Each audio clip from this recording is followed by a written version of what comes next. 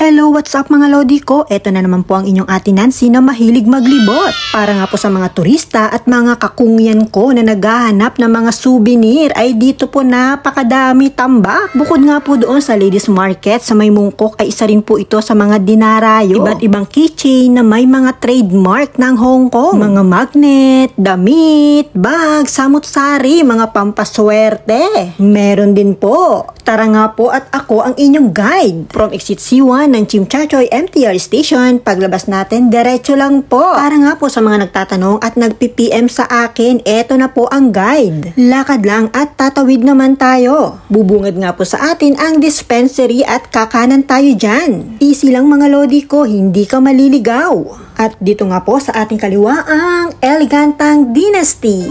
Welcome! Ay siya, pasok ng mga lodi ko at nang makapagtingin-tingin. Ang daming magaganda, talaga namang mabubusog ang iyong mga mata